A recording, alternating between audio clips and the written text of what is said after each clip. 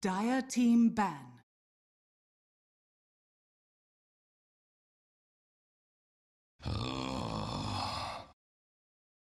Radiant team ban.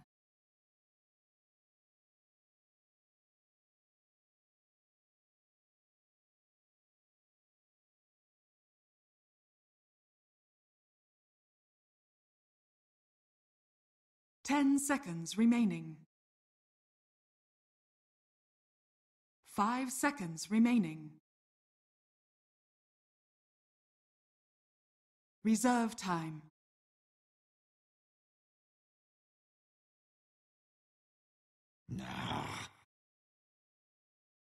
Dire team ban.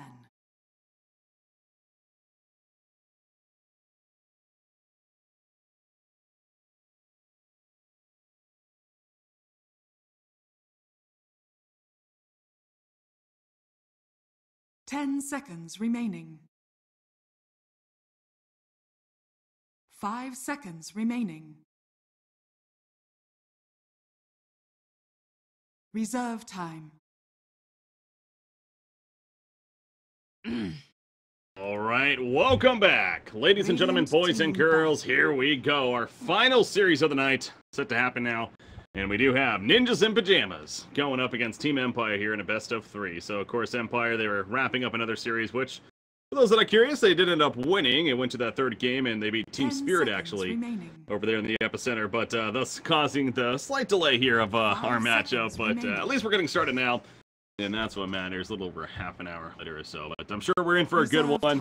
Again, these two teams solid at that, especially Empire, I feel like more so in the sense that they've proven more in NiP. On the other hand, they got a new roster of sorts, and in Sandia replacing Cinderin, and it's not official yet, but Mickey has been playing a lot with the team in place of Qualifier. So something tells me we could be hearing news in the near future. But I'm Breaking CBK, joined by Z-Rock here.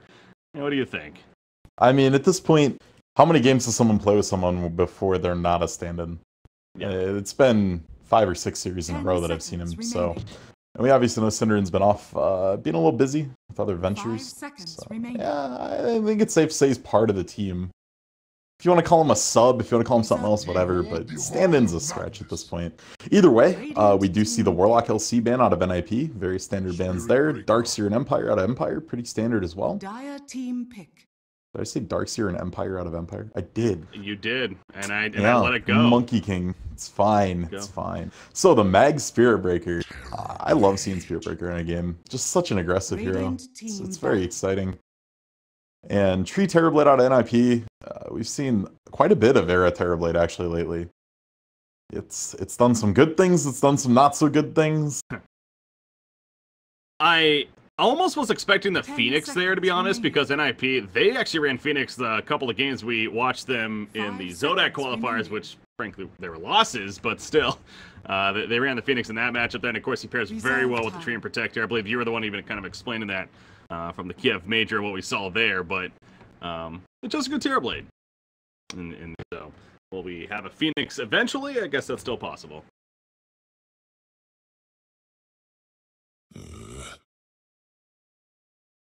Dire team ban.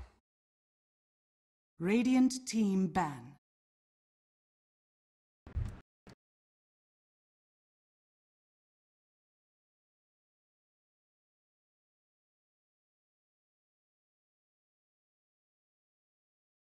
So as we're talking about here, I was kind of thinking about this too, and whether or not it's a plus or a minus that Empire's coming right into this, after finishing what apparently was a pretty grueling series. Their first game ended up going like 65 minutes. They won that one, then Spirit won the next one about 40 minutes or so, and then the final game went to about 50 plus minutes. So, it's a longer series, and then, maybe a 10-minute break at the most, and they're jumping right into another one. Now, you could argue, I guess, momentum, being that they won it especially, is nice, but it's a little draining. I mean, people think underestimate how draining it can be, playing in a competitive atmosphere and going from one series to the next right away. So it's going to be interesting to see how Empire responds with that here.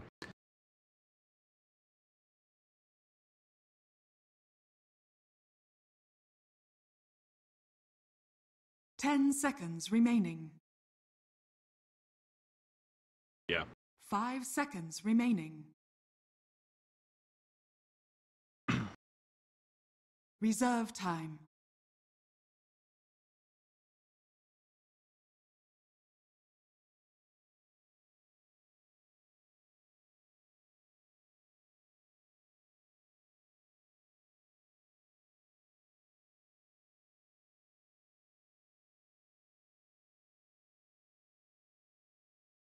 I know the Phoenix band coming out, so Empire doing their research, and also, you know, I'm sure they're very aware that, again, especially paired up with the Tree and Protector, seems like that's kind of a duo that teams are running with, at least a couple out there, and NiP is one of them, so gonna weigh the option.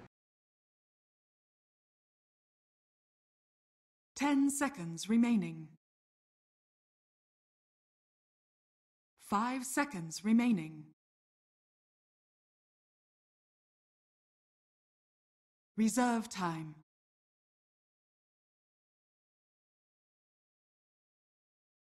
I want to see something like an Ursa, though. It seems like a Mickey hero.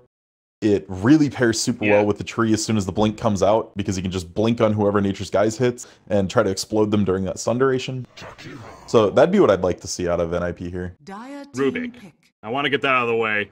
Insania, yeah. I am very confident it's going to be a Rubik here. Watch. Making me look good at NiP. Yeah, no, some pretty good spell steals. That's what I was looking at too, yeah. Like Ice Path on Jakiro is okay. Okay, so it's Michaelina. That's fine. Ice Path on Jakiro is an okay spell in and of itself. When a Rubik steals it and it doesn't have the huge cast point, it's actually insane.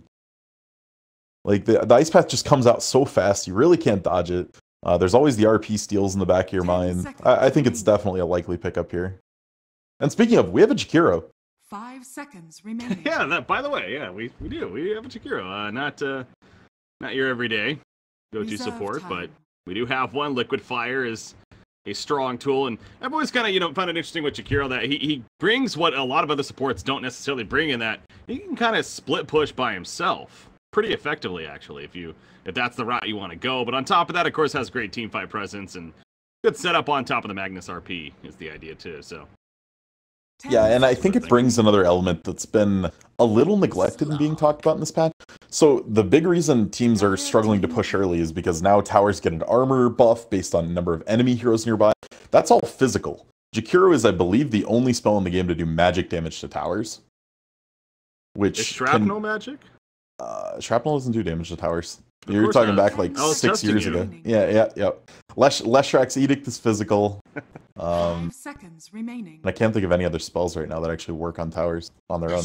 But yeah, so the armor buff is not relevant in Jakiro's pushing power, which is not a totally negligible thing. The Slark here, I'm curious to see how they play this, because like Shadowblade Slark doesn't seem great here, because like if he finds the Disruptor just smashes Kinetic Field Static Storm on top of him, and it can be a very easy 1-for-1. You lose the Disruptor, but then the team rotates in and kills the Slark.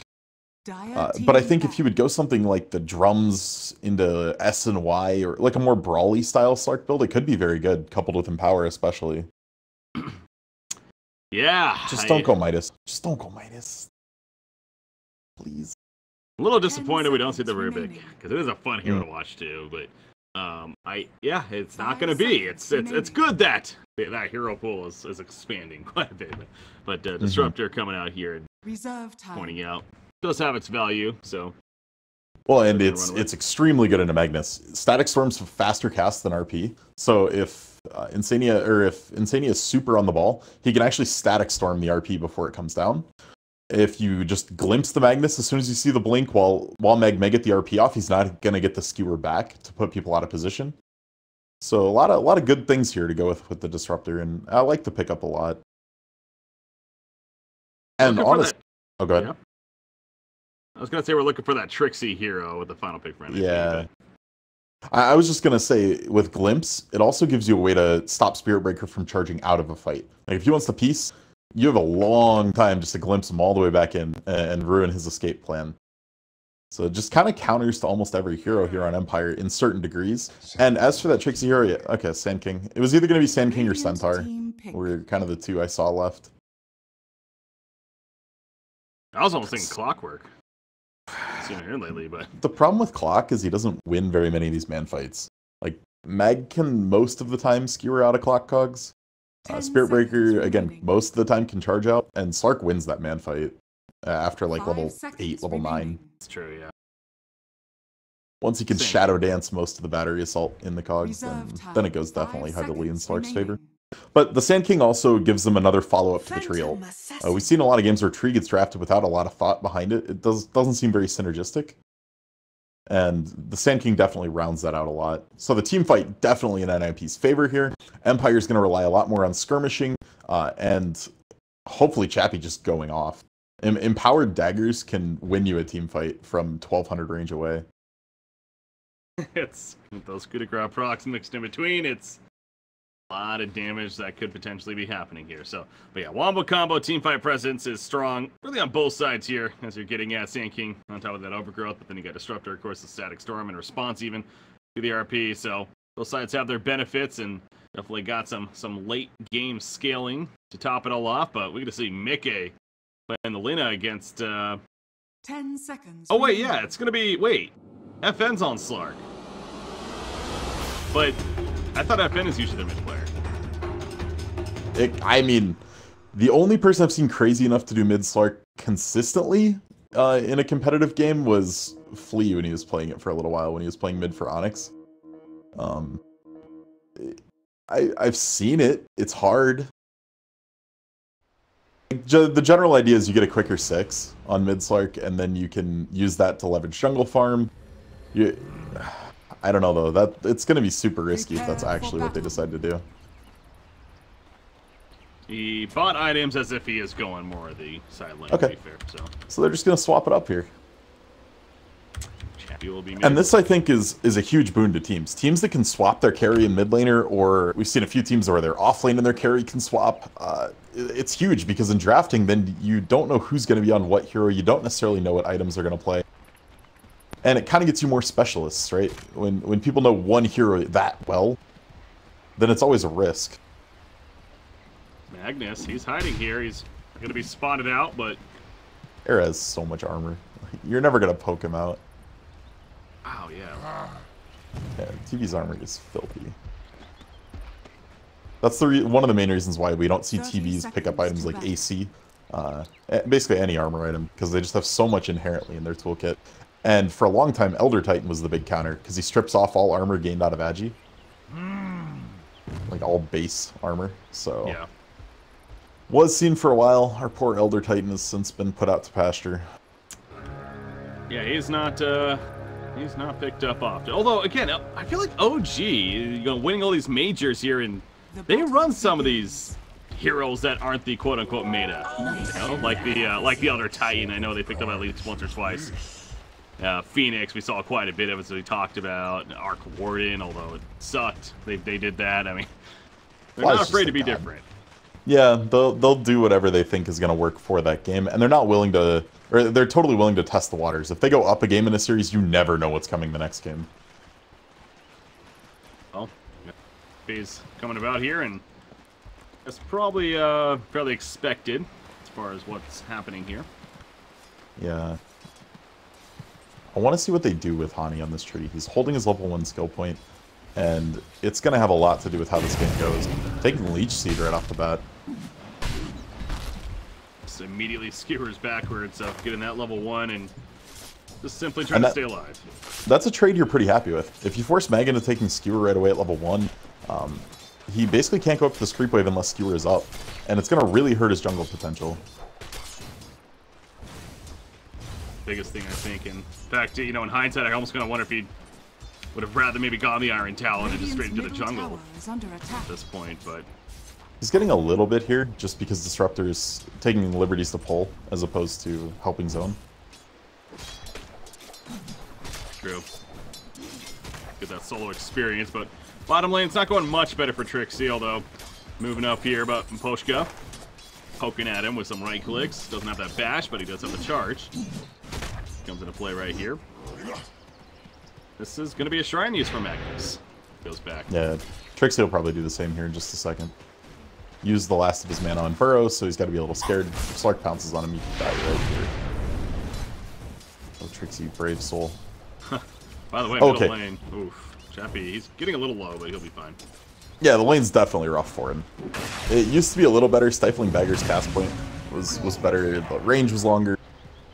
But he'll be alright. It's kind of one of those survive kind of things, and when a rotate comes in, if you're 6, one coup de grace rock can turn the tides. I'll take your Fuel for my fire. You almost had the glimpse that is used onto Magnus as he skewered away, and that could have potentially been a dangerous spot for Gostic, but he's able to stay just out of range. Way back to base and healing up before going back up top, but again, he is still level 1. One creep away, really, from level. Expected an issue here. SP is just sitting on Trixie. Trixie wanted to hatch it before the Shrine, or Quelling Blade, and just try to go jungle, but Miposhka is just bash-godding him right now. He's gonna do a little bit of damage to Caustic Finale, helping tanking a little bit, but... He thought about charging Trixie. Yeah, he's just got like taking over the jungle even. He's gonna block this spawn here. And it's... casually walk it off. Man, the life of an offlaner. Mag's level 2, 0-0-0, no CS. That's gonna happen. Middle matchup, it's, as you said, expected somewhat. 19-3 Luna versus a 12-0 PA right now. But again, The thing to look at, alive. the thing to look at for PA here is what skill point she takes at level 8. In mid lane, generally, wow, going very aggressive. Mickey? Stun? Back. Okay. Well, so normally they'll take Max Blur second, because Phantom Strike, you're kind of all in if you're going to go on mid PA, right? If you're going to commit to one Phantom Strike, you're pretty much going to be in that fight till you die. So usually they'll Max Blur for the trade value, but against Alina, she's just able to combo you. The autos don't matter nearly as much. Well, this is interesting. By the way, this could be a first blood right here. Mickey, LSA will land. Does he have Dragon Slave? He does! He gets the kill. Chappie wants to get the turn kill, at least on a Mickey, and he will do so. Ends up being a 1-for-1, but Mickey will get that first blood benefit there.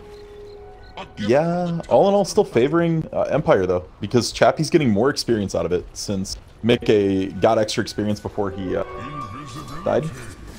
And more gold, so then the gold swing factor. So it was actually very even in gold. But Chappie ended up getting a little more XP. This rotation from Hani, though. Oh, he missed the stun. Feels bad. Oh, he doesn't have stun yet. No Nature's Guys. Yeah, I was gonna say, that's why. no Nature's Guys even. He blended in with the trees. Leah's one. Walking tree right there. Mickey couldn't get close enough, so Chappie will be fine. And Miposhka living ballsy here and might regret that decision, although he will avoid the LSA. But a glimpse is ready for Insania. He had a little bit of a pathing issue there, but it doesn't matter. Dragon Slave to finish the job. Mickey credit for the kill. So yeah, Spirit Breaker, more ambitious there. Definitely. It was a good try, but I think, if I remember right, Thunderstrike is the highest level 1 damage ability that you don't have to like stick to them for. So other than Edict or Gyrocopter Q, it's 160 damage right away at level 1. So that was more than enough. You just walk away, yeah. Yeah, save the glimpse. No point to use it there. Sand King, bottom lane, he's being charged on. Breath comes out from Kiro. That's a level 2 liquid fire as well, but Sand King able to Burrow Strike out. He'll be fine. It's Tree and Protector porting in to help him out as well, but again, still no Nature's Guys, but he's gonna hide nearby, but here's the charge back in. The Burrow Strike though at the last second. The leash gonna miss the result, but FN with the Dark Pact is not enough damage. He will Dual Breath was so close. Alright, so Dual Breath on Jakiro, worth talking about here real quick. When he uses that skill, it's 2 pulses. The first one is the dot, the second one is the slow. You can hit with one and not the other. That was the cleanest, freest Laguna Blade ever. Sliced right there. Hey, you're in a box, almost the exact size as Light Strike Array. I wonder what's gonna happen. But yeah, so depending on which one hit, if the fire one had caught there, the first tick of that would have burned Trixie to death there for sure. Well, I think, yeah, the Leech Seed also helping to keep him alive there at that point, so good use there from Tree and Protector. And he's opting to skip guys. He went level 2 Leech Seed. He's gonna tank the Slark right here. I don't know if that's gonna last forever, though, yeah. Be careful about that, so. But yeah, Hani, it's an interesting choice. I mean, not getting the value point even in the Nature's Guys. Nice job by Miposhka, by the way. Is he in trouble, though? Pushes him back, and oh boy, yeah, he's dead. Yeah? Glimpse it at worst case, and it's not even needed. Worth. Got the bounty in. Yeah, it's totally worth it, right? Give up a kill to Era, no big deal. Yeah, not a problem. It's not like it's a hyper carry or anything. Yeah, he's So he's a little down here. King R is skipping Ice Path entirely. We've seen this from the few Jakiro games we've seen. This means they need to be pressuring bot tower. Get that tower early on, open the map up, Slark can then kind of go jungle more freely and just catch the bot wave when it bounces. That'd be what I would expect him to do. Instead, he's on a little warding adventure. Ooh. Middle lane. That Ob's ward is so close to the tower range. Dire's bottom tower is under The attack. tower as a result, but yeah, you see the just out of the circle right there. Placement ultimately from King R, and he's making his way back to bottom lane. He's going to be found though. Sand King is Trixie low. wants to hit the shrine. He wants to hit the shrine in turn. Oh, help Honey! Oh no, Honey, you got leashed on in behind. Pearl Strike's going to be late, and now Trixie doesn't get the full benefit of the shrine either. That And no was really sandstorm. awkward. He's dead. For NiP. No sandstorm as mentioned. The 4-man shield not going to mitigate enough. FN picks up the double kill on Slark. Meanwhile, middle lane though, Mickey's like, I got a turn kill.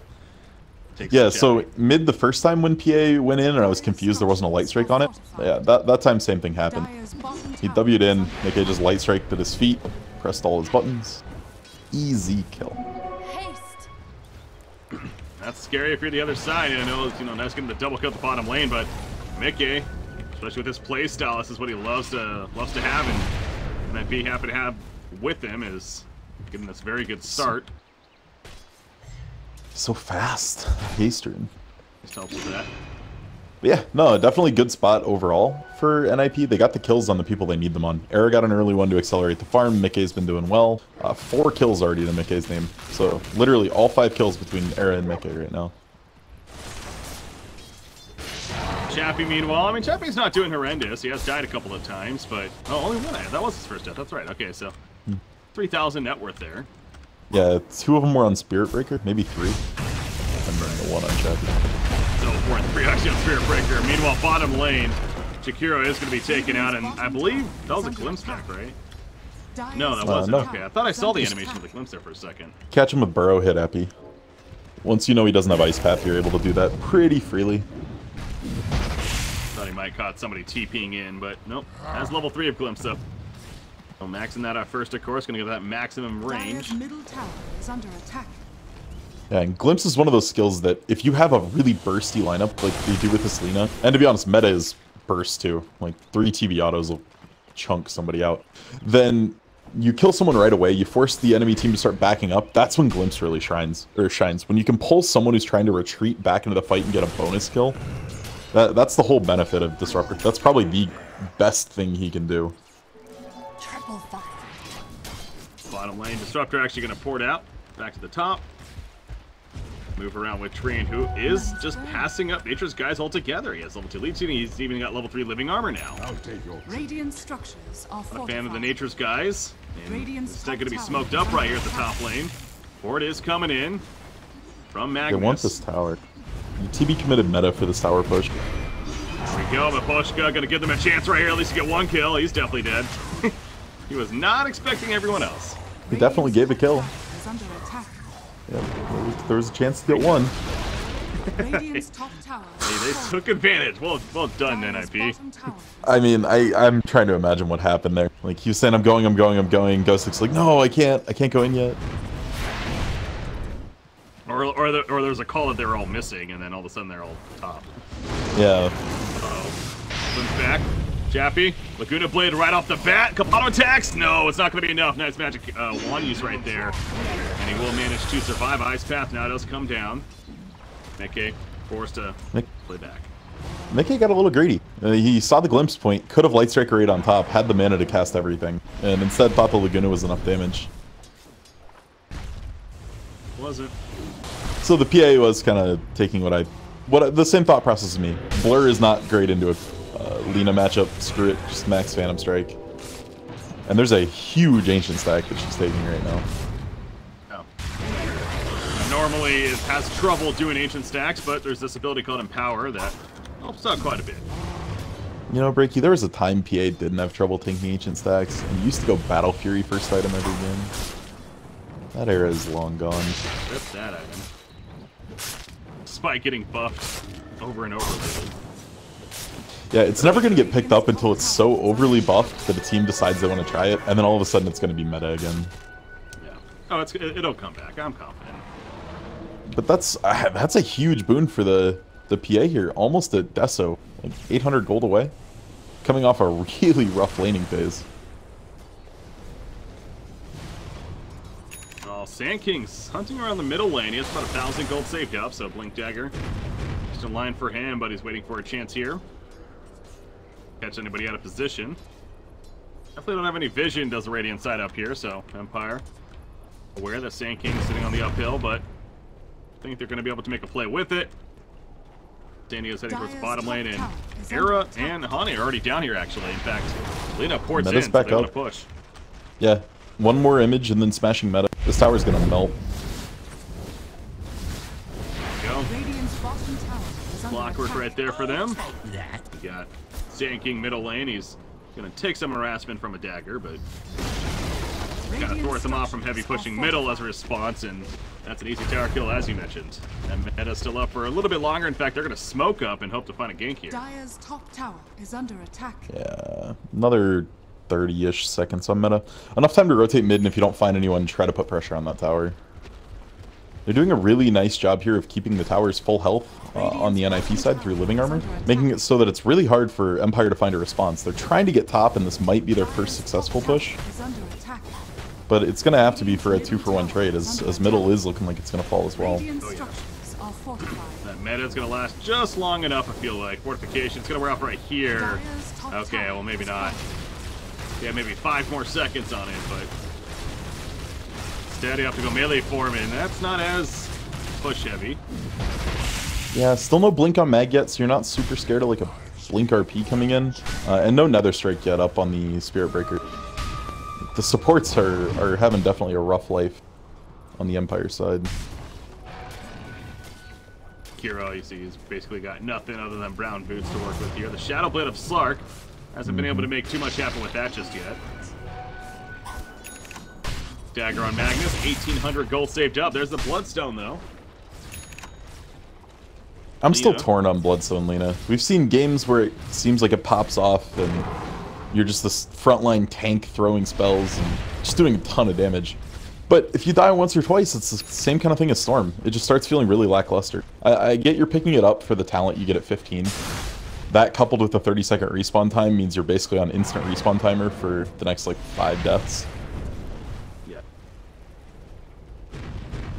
Yeah, it still feels like it's the go-to. The occasional we will see that Yules again picked up, if anything, but the Bloodstone definitely more of the traditional build as of late here, and Mickey going to keep to that. Again, go on the cast range challenge on level 10. You continue to find that interesting, you know, with from player to player even, as far as what they decide there with that level 10 talent now. It just comes down to the fact that Light Striker is such an awkward cast range. It's a little bit closer than Laguna, and it's way closer than Dragon's Life. So getting the extra cast range lets you stun from a safer distance and get that full combo off out of range of most people's initiation. Slark, Shadow Blade, he's maybe looking to set up kind of a flank here. Any kind of vision, man, that would be a dead Slark right now, but he's going to sit on top of them instead. And he's just got, again, no Nature's Skies yet on Hani. He is not like that ability, apparently. Instead, Slark will make his way on out of there. So, it seems almost silly to me. Not actually RP in the middle lane, they catch Mickey. That's a big catch for them. Is it enough damage, though? The living armor being maxed out. It will save Mickey. Actually goes for the turn call to Chappie. It is not enough, though. Chappie able to Phantom Strike away for the time being, but the Pearl Strike secures the job, and out of cost for Half-Sport Trixie. He's looking at the channel of the epicenter. It's not going to be stopped. He gets the full epicenter off right here by King R. Just tanky enough to get out of there and survive, pinning some mid auto attacks. But Olina, that is not Bloodstone. He's already back up and back with the team now. Yeah, I mean, that part about it's great. He's still alive. They can look to try to push a little more. RP is down now, so you're not really scared of much. Sand King's Blink is done. This is a great spot for NiP to push this advantage.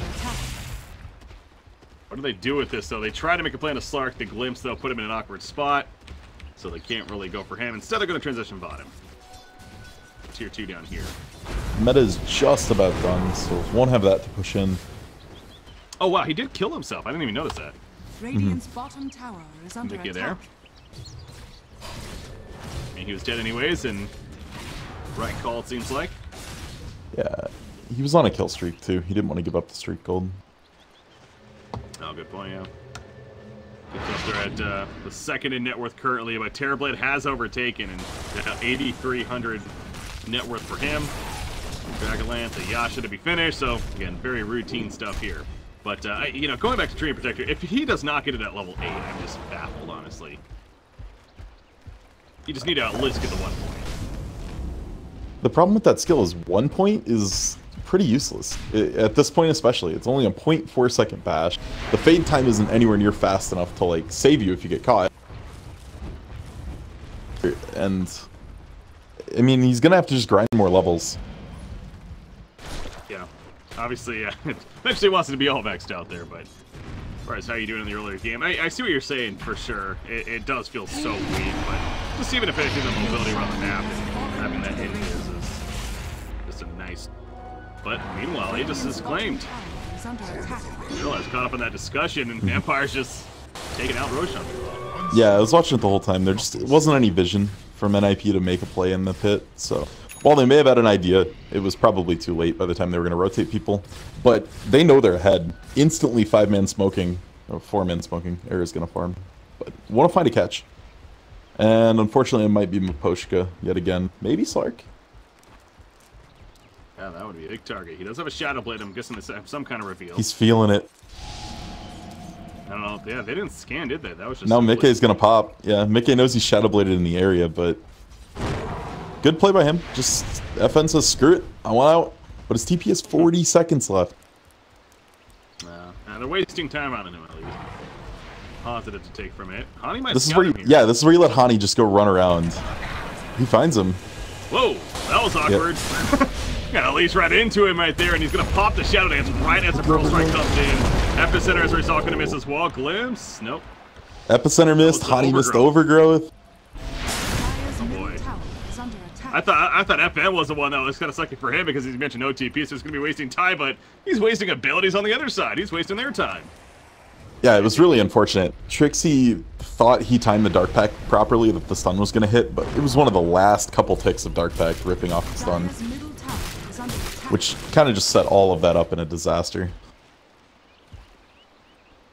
Great getaway Generally, from FN. Once they saw the Slark Dark Pact there, Hani should have ripped the ultimate right away. You just overgrowth him while he's invis in the Shadow Dance. You know Dark Pact's still on cooldown for another few seconds. That'll get you out of Shadow Dance, and then you have Vision. But they thought they might have been able to get it without, tried to save the skills, and in the end, end up blowing a couple key ultimates that are going to be down for a while now. Meanwhile, Phantom Assassin, can't forget about how he's been progressing. In fact, BKB just purchased right there. So that's going to be delivered. Yeah, this is spike number 1 for the PA. You got your first damage item in BKB. This is when you can go in and commit on one target. Like, he can say, alright, I'm killing Mickey, and just BKB and commit hard on him. Delivered. TA, by the way, choosing to go a full S&Y, so he does not go the Manta style. And Yasha jump on and Zenith static shorts put down though, and Chappie perhaps over ambitious, but he pops that new BKB of his, and he'll finish the job on Disruptor. A couple of auto attacks later. Ice Path not catching anyone though. As meanwhile Trixie's just trying to run this whole time, getting Pearl Strike the way he can. RP is still ready to use. Forgot me right here. What? Trixie, why? Gets out the RP at least, but yeah, he's dying as a result. It's never a trade you necessarily want to be taken. He knew Mag's blink cooldown was longer than his. That was really a bizarre TP. Moment. Yeah. Panic, perhaps. It's like it. And this might turn into a T1 from Empire, or something they desperately need. This tree's been holding off tower pushes so well. Our living arm is actually on cooldown. Oh, he tried to catch it there at the last second. Yeah, if there's a whole creep wave beating on a tower, it does so little. You gotta stop the push and then armor. Wow, what a nice pass. Pass right there. Catches a couple. Down goes Insania. Mickey's gonna follow soon. He gets his burst tail onto at least Spear Breakers, and he denied himself. Wow, well played. Yes, it's the positive there for NiP, but again, whenever the well played is you killing yourself, I don't know if that's necessarily to be too excited about. Yeah. Yeah, alright, so you had Boots of Travel and the Quick Buy on Mickey, and opted for the Plate Mail instead, going into an eventual Shiva's. I like the build path diversion because you know the PA hit her spike. She's gonna be diving on you. That extra armor is huge to your effective HP pool. The question is it still Boots of Travel this early on? Or do you need to finish the Shivas? Do you need to get a Yule's? Something to just be a little more defensive, because Mickey's getting pressured hard in these team fights. What about even instead of... See, I don't know. I was going to say, what about just even going straight Ghost Scepter? Instead of even the Plate Mail, just going Ghost Scepter instead. I wouldn't hate it at all. Their only magic damage is basically Shockwave and whatever Jakiro does. Something tells me that I was almost a one-shot at 2. Distant, unfortunately, but they found Insania. This is PA being PA right now. And the challenge for PA players is, can they keep this lead going? We see PAs get to this point a lot. It's if they fall flat afterwards. And poor Mapushka. Crit. Dire's middle tower is under attack. Will be a dead Spear Breaker again. Happens to be in a bad spot. Well, Mickey is deceptively tanky. I mean, that's an RP. Well, he's going to need that tankiness right here. Maybe an Overgrowth off to the side. Can't get there in time. Lena surviving for now. Living Armor is up. Overgrowth finally going to be used as the BKB. Phantom Assassin cannot get out of that now. Macro Fire, not enough damage initially, but the Liquid Fire will finish the job here from Jakiro. And now Era, he's in trouble. He has a Sunder to use right here. Pops his meta. The Epicenter in return as well, but FN hiding in the Shadow Dance. Looking to put the damage onto him with the BKB up on his Slark. He will throw out that Sunder, but will it matter in the long run? Probably not. The crit's coming out, and down goes Era. He's staying dead for a good 45 plus seconds. They're trying to get Trixie now. Did a good job of being evasive though with that Sandstorm and blinking away. But that'll start with the catch on Lena. Yeah, I'm having some minor flashbacks to the Alliance series here. But yeah, that was really unfortunate. And we actually see Lena took 50 damage instead of the respawn time, which kind of negates the whole purpose of this Bloodstone build. Well, now it's down to 4 charges anyways. It's almost like... Why even try to go for that even further? Is this going to be a death on PA even? It is, so that's an over-commitment right there from him, but the teammates are still doing plenty of work. He got Tree Protector. Mickey, please.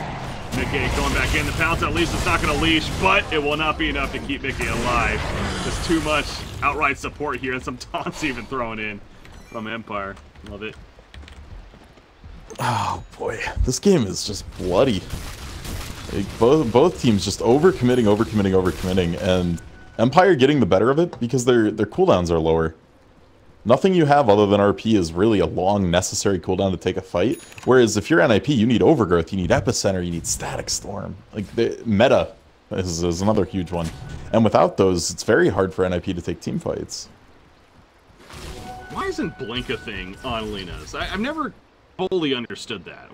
Just never see Blink initially. It kind of sort of is, but you also have to look at how many other Blinks and Force Stabs are bought in a game. Blinking into Light Strike Array is slow. Any pro player worth his weight in salt is going to be able to blink or Force Staff away before that connects. So it's not really a great initiation tool. It'd be okay in this game to follow up on the Overgrowth from the Blink Burrow. Hold on here, Mickey's in trouble. Where's he dying up here? Oh yeah, he has Living Armor put up. FN's just trying to finish the job, but nothing to do. So he's like, alright, I'll take the easier kill. Kills Disruptor, but we're not even done just yet. Overgrowth. Guess who it is? Spear Breaker. He went a little too far again. Yeah. And part of it's the talent tree, right? Now that Lena has some damage talents and, you know, eventually the attack range talent, going Shadow Blade tends to be higher value than Blink if you want to get some type of a movement item. That is true. I just, you know, just the idea though, like the kit, but you're right with the LSA channel up, it does feel a little weaker for that big burst potential. One of the slowest stuns in the game. I'm trying to think of... You know, Ice Pad's obviously worse. Lesh and Lena are actually fairly similar. It feels worse on Lesh, but it's very comparable. Speaking of, where has Lesh been? I think Lesh is a pocket good hero in this patch. Complexity. Watch them more. Yeah, basically. They haven't picked it this patch, have they? And they haven't played much at all. Oh, that's true. They gotta win qualifiers to play games, right? They play a couple of games later today. All right. So back to this game here. Very close game, honestly, overall. With the pace and the way that the teams are like dictating and taking these fights, it's going to come down to whether NiP can get a big team fight win on the ult, not have to use the ults defensively. As soon as they can get on the aggressive with those buttons, the game may change. But very quick scout out on the Roche here from Empire, and they're going straight into this pit. NiP needs to get aware of this quick.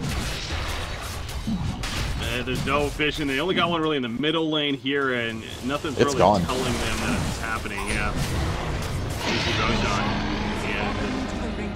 That's another Aegis. Chappie picking it up yet again. So NiP can tell they almost like scatter after they're like, ah, crap, that happened. Now what? Here, well. Wait. Careful not to get caught, actually, and that may happen here. FN, he's sneaking in the background. He's looking for a prime target, and that's an illusion right there. Meanwhile, the Laguna played a lot of damage, but not enough. BKB pop by Chappie. That gives him the cue to go in. Four staff away for Lena, though, keeping her alive. Overgrowth will lock down the Phantom. Besides some of the RP in the backlash. Nice stack storm, though, from Insania. Will stop the follow-up. However, it's still enough damage to take out Mega, but the Epicenter coming after Trixie.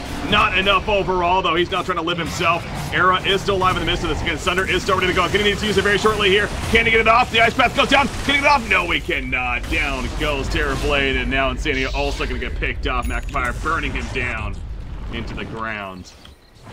And a one fight for Empire there. 3-0. Wow. That was such a good static storm from Insania. It was just so unfortunate. Era's only target to go on was the Aegis PA right in front of him. And with Max Blur, that's not an easy kill. Well, that is not happening. Make a crash. I wonder if he crashed in that team fight. He had Bloodstone Suicide up and didn't use it. Ugh. And we know how religious he's been with getting those off. Yeah, it's down to 2 charges.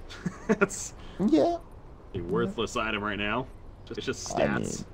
I mean, it's, yep, not even combat stats. It's just like a giant soul booster, basically. Fortunate. That'll happen. It goes back to that, well, you're talking about last game with the Storm Spirit even, and the idea of the item, how it's you're kind of almost wagering on the item that you're going to do well, which is fine, obviously. You know, the idea that you expect yourself to do well, it makes sense, but you start falling behind with it, die a couple of times, those charges go down, and all of a sudden that net worth, you're thinking back like, yeah, I probably would have been better off. Dire's But bottom tower is under attack. it's a struggle here for this team of NiP, and with Lena so far behind now, even though the net worth is up, like I said, those Bloodstone charges being only 2. We got Terrorblade. He's, again, choosing to go that S and Y. We never really talked too much about that, but that's a little different as well. You would have figured you'd do the Manta style, if anything, but... Yeah, I mean, a little bit of a odd build path there. Maybe he just thought that the main was more important than the Manta itself. And Hani was just dead. But, I mean, I guess it's a little bit cheaper. It's roughly the same combat stats. You just don't get the images off of it. And the break itself from the Manta, like removing status debuff, there's not a lot to remove on this. There's Liquid Fire. That's the extent of it. Destroying a dagger, maybe. Does it get you out of Pounce Leash? No. Not unless, okay, if you're way on the edge and you hit it and you spawn on the top part of it, like on the far side, it can, but not reliable. Wish he had a way to get out of that. Yeah, he's going to die, though. He buys back immediately, so last-ditch effort here now for Ninjas in Pyjamas. Get those pajamas on and go full throttle now. But, oh, Chappie, speaking of full throttle, he's like, hey, that's a kill. Stifling Dagger in, and no, he gets the Stifling Dagger stun right there. He says, Phantom Strike, please. Goes in. Did he overcommit? Follows the bleed. Phantom Assassin. There's the RP, though, and that should all bunch your call GG quickly before you die. Wow. That's nuts. That was a huge RP. RP with double empower on 2 melee carries is filthy. Yeah, no, very well played by Empire, and, you know, again, we mentioned that longer series they had coming into this and not much of a break. Well, it looks pretty clean overall, honestly. It looks pretty good, and NiP has their work cut out for them here. Going into game number 2.